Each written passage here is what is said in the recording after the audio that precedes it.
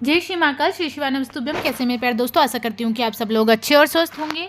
जैसे कि आप सभी की डिमांड थी कि क्या मैम नवंबर में भी रुद्राक्ष मिलेंगे, मिल रहे हैं कि नहीं मिल रहे। जैसे त्यौहार थे तो क्या नवंबर में हमें रुद्राक्ष मिल जाएगा, हम कब जाएं, किस समय मिलेगा। तो ऐसे ही मैं दूसरी वीडियो आपके सामने लेकर आई हूँ, जो कि नवंबर की अपडेट आपके सामने लेकर आई हूँ कि अब नवंबर में जो अभी दिवाली का फेस्टिवल गया है उसके बाद रुद्राक्ष मिलेगा कि नहीं मिलेगा। तो आइए चलते हैं सीहोर। तो हम पहुँच गए हैं सीहोर। सीहोर जाने के बाद आपको मैं जानकारी दे रही हूँ कि सीहोर जैसे ही आप पहुँचेंगे वहाँ पर आपको इस तरीके की बहुत भीड़ मिलेगी। भीड़ में जैसे कि आपको जाते ही ऐसा लगेगा जैसे कि आप किसी मेले वगैरह में आ गए हैं। आप चाहे तो घर से भी पूजा पाठ की सामग्री लेकर जा सकते हैं, लेकिन अगर आप नहीं लेकर जा रहे हैं तो आपको घबराने की कोई ज़रूरत नहीं। आपको सारी पूजा सामग्री वहाँ पर मिल जाएगी। बस आप ज़्यादा करें तो अपने घर से, अपने मटके का जो जहाँ पर पीने का पानी रखते हैं वहाँ से आप जल अवश्य लेकर जाएं। इससे हमारे पितृदोष और ग्रह दोष बहुत से शांत होते हैं। तो आप जल किसी भी बोतल वगैरह में भरकर घर से ही लेकर जाएं। बाकी सब चीज़ आपको वहाँ पर ही मिल जाएगा। हो सकता है तो अगर आप तिलक वगैरह नहीं खरीदना चाहते हैं तो वह भी आप अपने घर से लेकर जा सकते हैं। तो अब हम पहुंच गए हैं सीहोर। यह है सीहोर के कुबरेश्वर धाम का मेन गेट, जो कि आपको कुछ इस तरीके से मिलेगा। अब मैं बिना किसी रुकावट के आपको लेकर चलती हूँ रुद्राक्ष वितरण के लिए। ठीक है, तो यहाँ पर आपको मैं दिखा देती हूँ। यहाँ पर हम जा रहे हैं तो यह है रुद्राक्ष वितरण की वह वाली जगह जहाँ से हमें रुद्राक्ष मिलेगा। जहाँ से रुद्राक्ष लेना है वहाँ का एक अलग से रास्ता बनाया गया है और इस तरीके की बैरल वगैरह लगाई गई हैं ताकि जो भी रुद्राक्ष लेने वाले श्रद्धालु हैं उनकी भीड़ ज़्यादा ना हो और लाइन अच्छे से लग पाए। तो आप भी इस बात का ध्यान रखें कि लाइन में अपने नंबर पर ही आपको रुद्राक्ष मिलेगा। धक्का मुक्की ना करें, व्यवस्था ना बिगाड़ें। इस तरीके के आपको जो ये काउंटर वगैरह दिखाई देंगे, इस तरीके की बैरल वगैरह दिखाई देंगे। अभी थोड़ी भीड़ कम है तो इसलिए सारे खाली हैं, क्योंकि त्योहारों के बाद एकदम आदमी वहाँ पर श्रद्धालु की थोड़ी कमी है। लेकिन अभी जैसे ही त्यौहार वगैरह ख़त्म हो जाते हैं तो आपको ये सब जितनी भी लाइन वगैरह आपको देखने को मिल रही हैं, इन सभी में भीड़ लग जाती है। और जितने भी आपको 7-8 काउंटर दिखाई दे रहे हैं इन सभी से ही रुद्राक्ष मिलता है। लेकिन अभी भीड़ के कारण अभी सारे काउंटर बंद किए गए हैं, सिर्फ 1 या 2 ही काउंटर खोले गए हैं। आपको मैं बता दूं, सबसे जो मेन जानकारी यह है कि आपको ना तो किसी आधार कार्ड की ज़रूरत है, ना किसी फ़ोटो की, ना पैन कार्ड की। आपको यहाँ पर किसी भी तरीके की आपकी आईडी प्रूफ की ज़रूरत नहीं होती है और ना ही आपको जो रुद्राक्ष मिलता है उसका कोई भी शुल्क दिया जाता है। आपको मैं बता दूँ, सिर्फ आपके हाथ पर देखिए, जैसे ये भैया बैठे, सिर्फ आपके दाएँ हाथ पर एक निशान लगाएंगे, जैसे कि वोट डालते समय निशान लगा जाता है, बिल्कुल उसी तरीके से, ताकि एक व्यक्ति को एक ही रुद्राक्ष मिले, 2 ना मिले।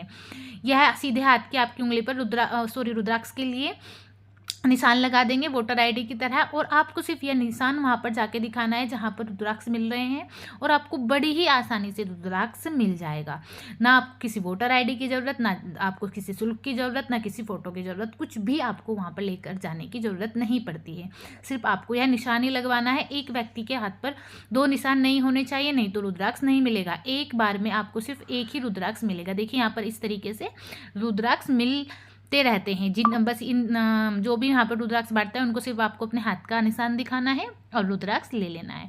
तो यह है रुद्राक्ष की प्रक्रिया। सिर्फ ज़्यादातर यहाँ पर पंचमुखी रुद्राक्ष मिलते हैं। हो सकता है किसी को अलग 2 मुखी, 3 मुखी, 4 मुखी रुद्राक्ष मिला हो, लेकिन ज़्यादातर यहाँ पर पंचमुखी ही रुद्राक्ष मिलते हैं। तो अब हम बढ़ते हैं कुबरेश्वर धाम के प्रांगण की तरफ। यह है कुबरेश्वर धाम का प्रांगण, जो कि कुछ इस तरीके से दिखाई दे रहा है। अब यहाँ कार्य प्रगति पर है और मंदिर भी बन रहा है, जो पूरा नहीं बना है। तो बहुत बड़ा एरिया है, आप यहाँ पर आराम से बैठ सकते हैं, आप पूजा पाठ कर सकते हैं। इस तरीके का आपको कुबरेश्वर धाम का जो माहौल है, जो कुबरेश्वर धाम में जो जाते हैं उनको कुछ इस तरीके का यहाँ पर प्रांगण देखने को मिलेगा। उसके बाद जो आपको सामने दिखाई दे रहा है यह है केदारशिला, जिसकी श्रद्धालु पूजा करने के लिए आते हैं। यहाँ पर अपनी मन्नत मांगी जाती है। जो तो आपको त्रिशूल दिखाई दे रहे हैं, इसमें मन्नत का धागा भी बांधा जाता है। हल्दी और सिंदूर से स्वास्तिक बनाया जाता है, हाथ के छापे लगाए जाते हैं। पंडित प्रदीप मिश्रा जी कहते हैं जो भी यहाँ पर हल्दी सिंदूर के छापे लगाता है उसकी मनोकामना पूर्ण होती है। कोई कोई व्यक्ति तो यहाँ पर सिक्के भी चिपका कर जाते हैं, नारियल चढ़ाए जाते हैं। आपकी जो भी श्रद्धा हो, जो भी आपकी मन्नत हो, आप यहाँ पर अपनी मन्नत के अनुसार आप पूजा पाठ करें। अब जो आपको सामने दिखाई दे रहा है यहाँ है यहाँ का अन्नदान, यानी आपको जिस भी तरीके का चाहे तो अन्नदान आप कर रहे हैं या भंडारा आप कराना चाहते हैं या कोई भी आप सामग्री भंडारे के लिए देना चाहते हैं या किसी भी तरीके का आप दान देना चाहते हैं तो आप यहाँ पर दान अवश्य करें। इस तरीके की यहाँ पर बहुत ढेरों सारे श्रद्धालु आते हैं। वैसे यहाँ पर ज़्यादातर मना ही है आजकल, क्योंकि भीड़ बहुत ज़्यादा रहती है, साफ़ सफाई का ध्यान नहीं रखा जाता है, इसलिए दूर से ही पूजा कराई जाती है। तो आप ध्यान रखें कि आप दूर से ही थोड़ा पूजा कर लें। और जो यह केदारशिला है फिलहाल शायद इसको टच नहीं किया जाता है, अभी दूर से ही पूजा पाठ कराई जाती है, इसलिए वहाँ पर यह प्रथा है कि कंकर को शंकर मानकर लोग दूर दूर बैठकर ही पूजा कर लेते हैं।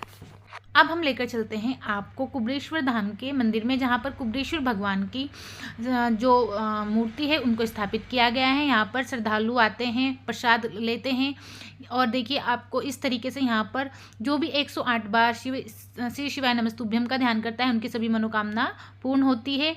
कुबेरेश्वर महादेव के दर्शन आपको सुबह के 6 बजे से रात के 10 बजे तक होते हैं, उसके बाद आपको दर्शन करने को नहीं मिलते हैं, इसलिए आप इसी बीच में दर्शन करने के लिए जाएं। यहाँ पर भी आप अपने हिसाब से कुछ भी प्रसाद वगैरह चढ़ा सकते हैं, दक्षिणा चढ़ाएं और आपको वापस में वह दोबारा से मिल जाता है, आप उसको अपने घर पर भी लेकर जा सकते हैं। तो यह है कुबेरेश्वर धाम के कुबेरेश्वर महाराज, आप इनके एक बार दर्शन कर लीजिए और अपनी मनोकामना पूर्ति के लिए भगवान से प्रार्थना कीजिए। तो इस तरीके के यहाँ पर बहुत श्रद्धालुओं की डेली भीड़ बहुत रहती है।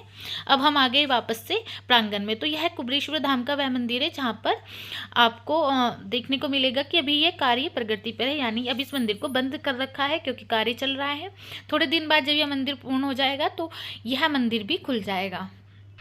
अगर आप रात को ठहरने की व्यवस्था के बारे में जानना चाहते हैं, भोजन के बारे में जानना चाहते हैं और रात को क्या क्या सुविधा दी जाती है, कहाँ सोते हैं, कहाँ खाते हैं, कहाँ पीते हैं, अगर इस सब जानकारी आप जानना चाहते हैं तो मेरे ही चैनल पर दूसरी वीडियो बिल्कुल डिटेल में बताई गई है, आप एक बार जाकर उसको भी देख लें। उसमें आपको सारी चीज़ों के बारे में अच्छे से पता चल जाएगा कि गौशाला कहाँ पर है और भंडारे में जो भोजन मिलता है उसकी कैसी व्यवस्था है और किस समय से किस समय तक मिलता है। तो मैं आ गई हूँ आपको यहाँ पर लेकर।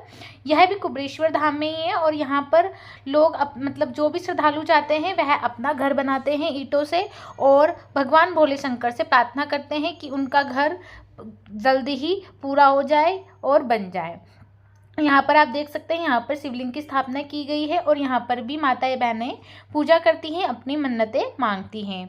वैसे यहाँ पर बहुत सारी जगह पर कंकर को शंकर मानकर पूजा की जाती है, लेकिन अभी व्यवस्था करते जा रहे हैं तो इस तरीके की व्यवस्था की गई है ताकि हर जगह पूजा पाठ ना हो और जो प्रसाद वगैरह चढ़ाते हैं वह किसी के पैरों पर ना लगे। तो अभी भीड़ थोड़ी कम है, इसलिए आसानी से आपको मैं दिखा पा रही हूँ कि इस तरीके से पूजा की जाती है, वरना यहाँ पर बहुत भीड़ रहती है। तो यह है हमारा कुबेरेश्वर धाम। आपको इस तरीके का कुबेरेश्वर धाम में नज़ारा देखने को मिलेगा। बहुत ही श्रद्धालु यहाँ पर डेली आते हैं अपनी मनोकामना पूर्ति के लिए और बहुत से लोगों का मानना यह है कि यहाँ पर उनकी कामना की पूर्ति होती भी है। यहाँ से कंकर को ले जाया जाता है शंकर मानकर और उसकी भी पूजा की जाती है। बस आपको एक विशेष बात का ध्यान रखना है कि पंडित प्रदीप मिश्रा जी कहते हैं कि कुबेरेश्वर धाम में अगर आप आए हैं तो कम से कम 108 बार श्री शिवाय नमस्तुभ्यम का ध्यान करें और अपनी मनोकामना पूर्ति की महादेव से प्रार्थना करें। कुबेरेश्वर धाम में जो भी व्यक्ति एक बार चला जाता है वह कभी खाली झोली नहीं लाता है, उसकी हमेशा झोलियाँ जो है खुशियों से भर जाती है। तो यह थी आज की हमारी वीडियो। आशा करती हूँ आपको सारी जानकारी अच्छी लगी होंगी। ऐसी जानकारी के लिए चैनल को सब्सक्राइब करें, बेल आइकन का बटन प्रेस करें।